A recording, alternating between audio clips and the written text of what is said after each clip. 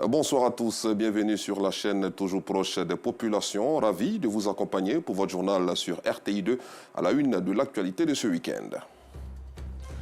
C'est un site chargé d'histoire, le Mont Niangbo, situé dans la région du Hambol. Convoité par les touristes, ce patrimoine touristique naturel a perdu de nombreux visiteurs depuis la crise politico-militaire de 2002, découverte dans quelques instants. À l'international, un convoi civil escorté par les militaires maliens et des mercenaires du groupe paramilitaire russe Wagner a été attaqué par de présumés djihadistes dans le nord du Mali. Merci pour votre fidélité. Place à l'escale 225.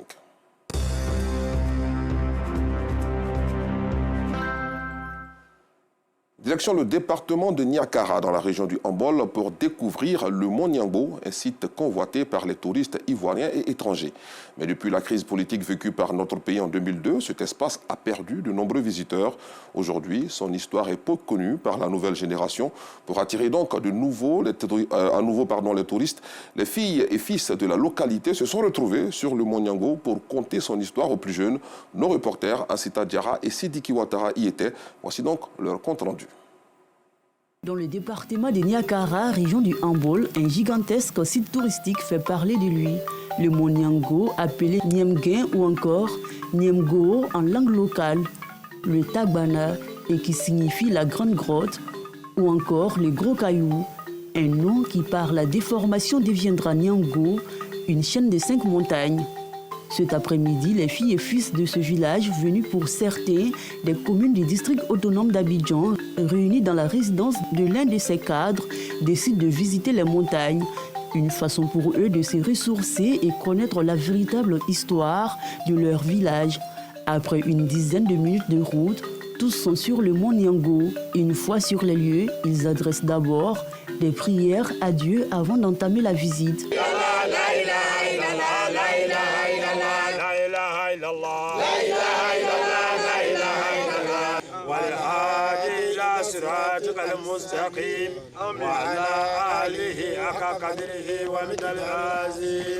Les prières terminées, le récit fabuleux du Mont Niangbo leur est conté. Ils l'écoutent avec beaucoup d'attention. Avant, Niangbo n'était pas petit comme ça. C'est la guerre de Samori Touré qui a eu à détruire le village. La montagne ici, ils avaient un coin où les grandes personnes venaient se cacher. Ils avaient un protégeur qui les protégeait, genre un python. Samori est monté sur cette colline.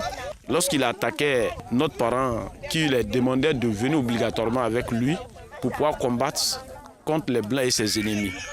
Si ceux qui sont d'accord partent avec lui, mais ceux qui ne sont pas d'accord font combat avec lui-même Samori.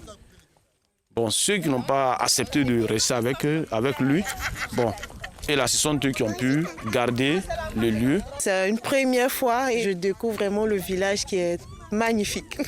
Le Mont Niangbo, vraiment, il est fascinant. Vraiment, il n'y a rien à dire. Selon les guides, cette chaîne de montagnes a servi de cachette aux guerriers du village qui fuyaient les épées meurtrières de Samori Touré et son armée. C'est sur cette montagne que nos parents jetaient les cailloux, les pierres pour faire partir les sofas de Samori Touré. Donc pendant un certain nombre de jours, Samori est arrivé, mais il ne savait pas comment atteindre nos parents. Il y a ces flèches, même il y a des canons, il y a des calaches. C'est pour Samori, ça est dans le trou. Tu peux aller rendre visite, mais tu ne peux pas prendre même un aigu comme ça pour dire que tu vas sortir avec. Ça n'existe pas. Cette chaîne de montagne est un endroit mystérieux, selon certains témoignages. Ici, il y a des interdits. Parce que les parents étaient ici, donc ils avaient tout. Les mortiers, poulets, moutons. Donc quand ils sont rentrés, les assiettes sont restées. Donc quand tu viens, tu prends une assiette, tu ne vois plus la route. Autant ma maman m'a révélé que le blanc, il a fait des piquets. Il a peint ça en rouge blanc. Et quand il partait, il mettait les piquets, il pointait les piquets jusqu'à ce qu'il arrive où il y a les moutons, les assiettes, tout, mortier. Donc, il a pris ce qu'il voulait. Donc, quand il a pris les assiettes, il voulait sortir, il n'a pas vu la route. Mais quand il allait déposer l'assiette, il a vu ses piquets Donc il est ressorti. Après avoir écouté cette histoire fascinante du mont Niango, les visiteurs immortalisent l'instant, photos et vidéos à l'aide des téléphones portables en guise de souvenirs. On a pu découvrir au moins les différents côtés du mont Niango. Ça nous fait plaisir parce qu'on n'a pas pour habitude de voyager, de retrouver ces gens d'endroits. Donc ça nous fait plaisir d'être ici. Je souhaiterais que le ministère du Tourisme puisse s'intéresser à ce site-là. Parce que nous sommes en train de voir s'il faut peut-être organiser d'autres choses, essayer de faire des bungalows permettant à des gens, pendant les vacances, des touristes, venir visiter la montagne, le mont Niango. Ce serait très intéressant. Le mont Niango regorge plusieurs atouts touristiques. Du sommet, l'on a une belle vue. On peut même apercevoir une flore riche et variée, une température basse et accompagnée de fraîcheur, culminant à 648 mètres. C'est le plus grand Inserberg avec une superficie de plus de 7 km² au sommet. Au pied des pentes, on trouve une ceinture de forêt qui profite du ruissellement des eaux. La surface de la roche est occupée par des lichens. Cet espace touristique a toujours fait la fierté des habitants de Niango, mais aussi des populations de la région du Hambol.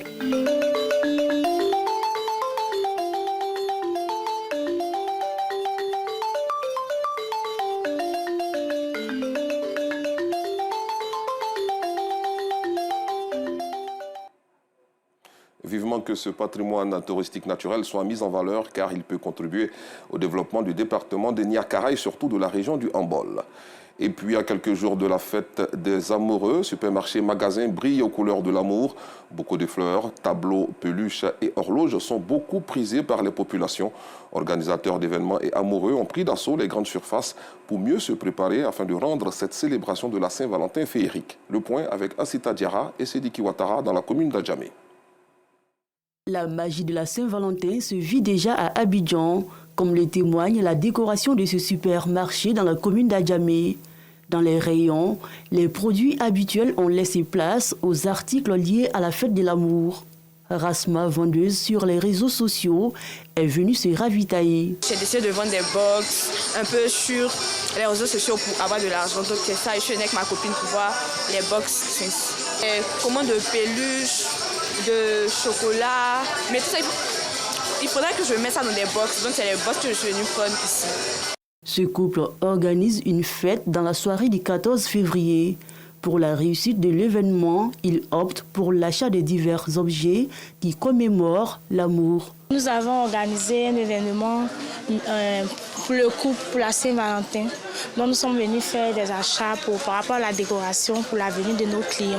Les articles qui m'intéressent, il y a des fleurs, les bougies artificielles et comme il y aura des jeux de tombola pour faire des cadeaux. Dans chaque compartiment, des amoureux font le tour des rayons pour trouver les cadeaux idéaux pour leur conjoint.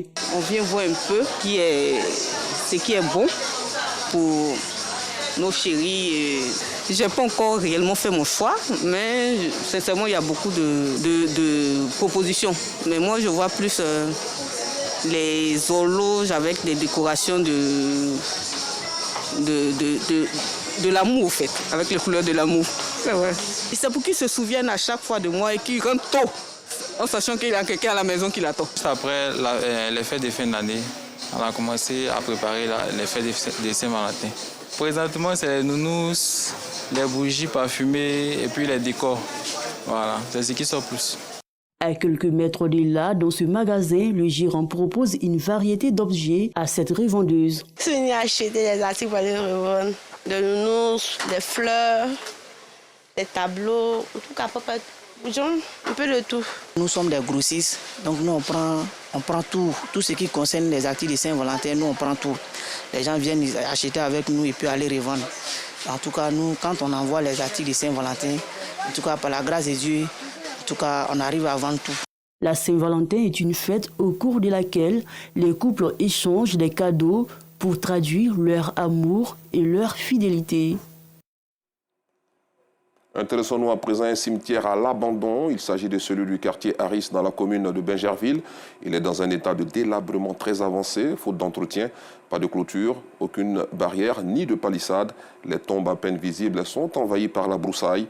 Voici le constat de nos reporters Noussangaré et Gilles Tonia. Situé en plein cœur du quartier Harris, voici à quoi ressemble le cimetière de Bingerville.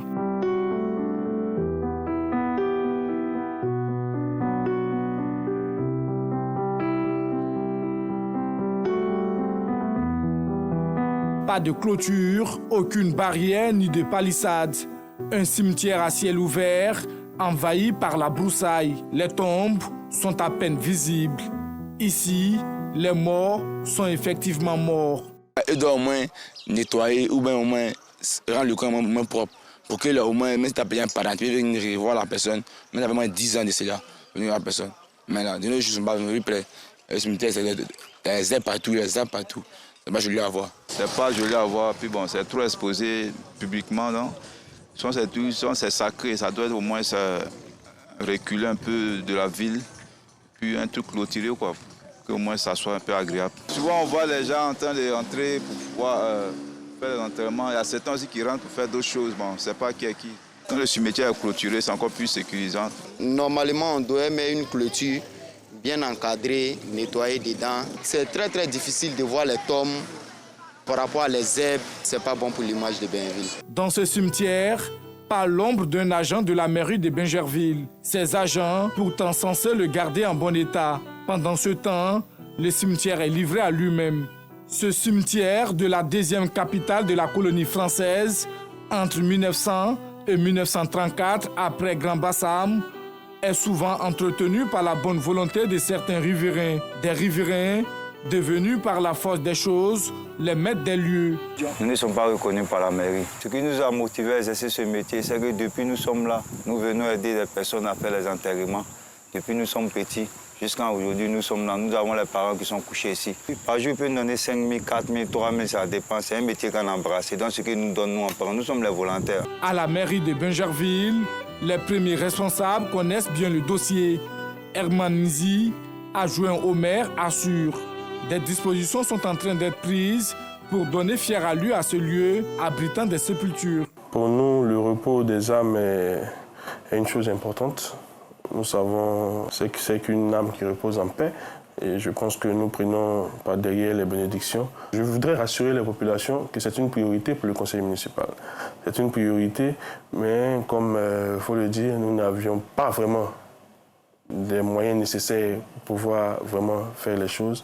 Mais Dieu fait grâce. Là, comme je l'ai dit, grâce au travail de l'honorable Youssouf Doumbia, grâce à son lobbying, là, nous sommes en train d'avancer. Et comme je l'ai dit, je pense que cette année, nous pourrons sécuriser le cimetière pour donner un service de qualité.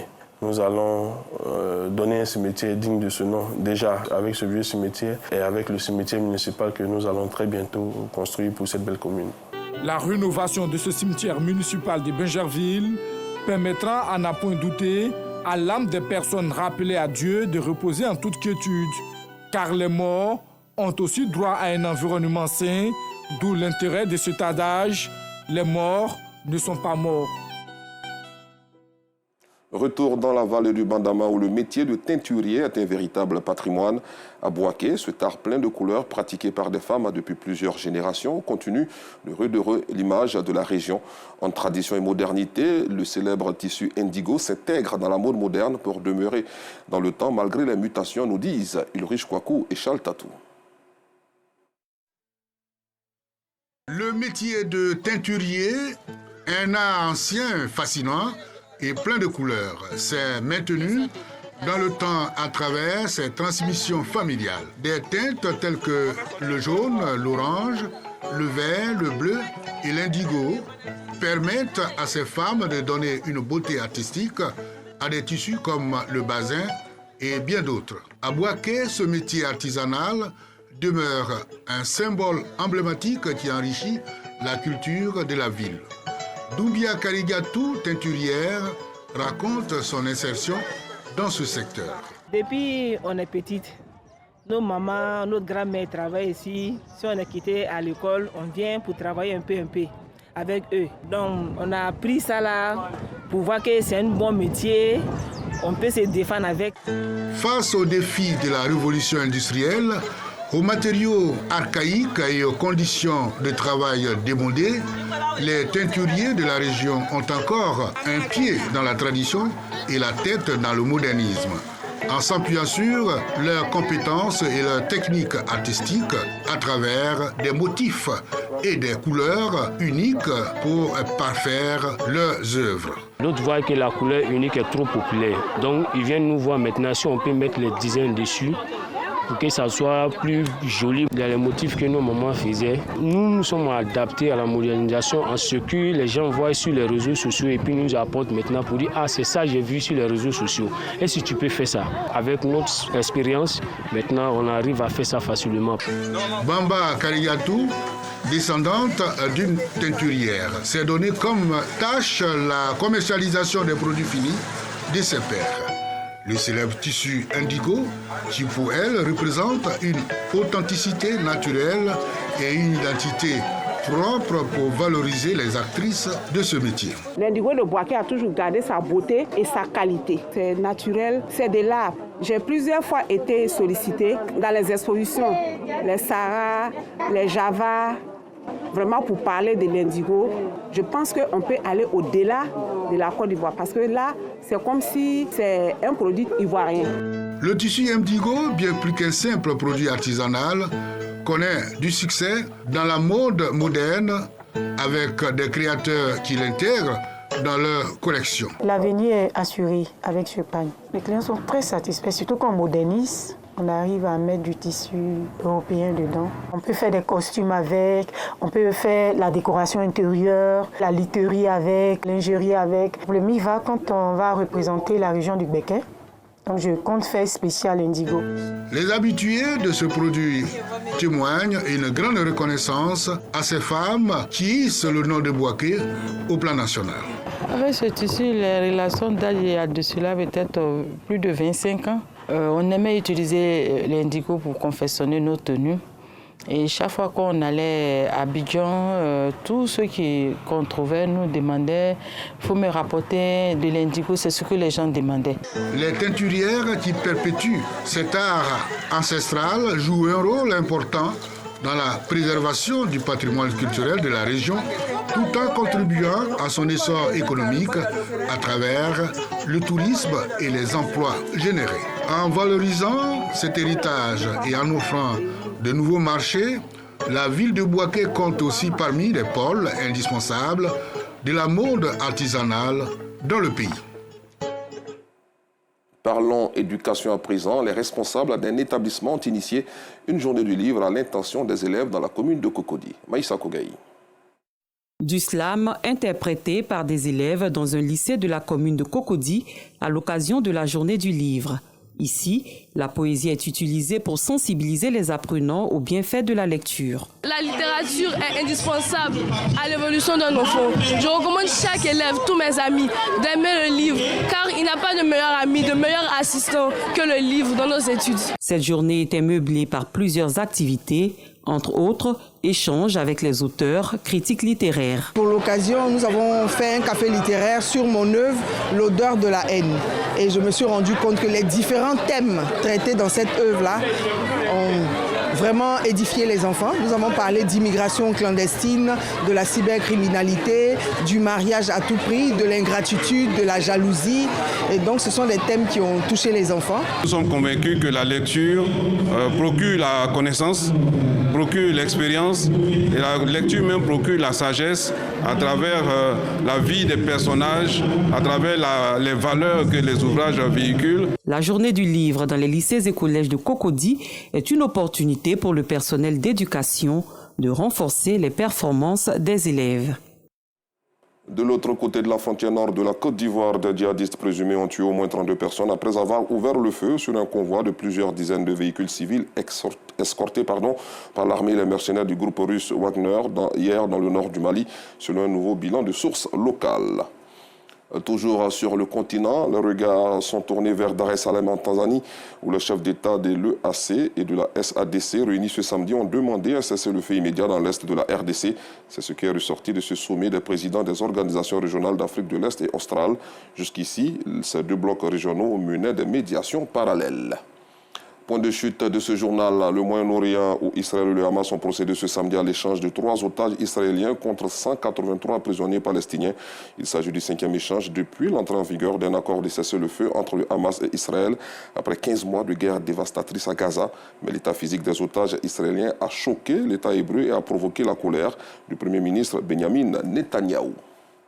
Merci d'avoir suivi cette édition. Bonne soirée sur RTI2.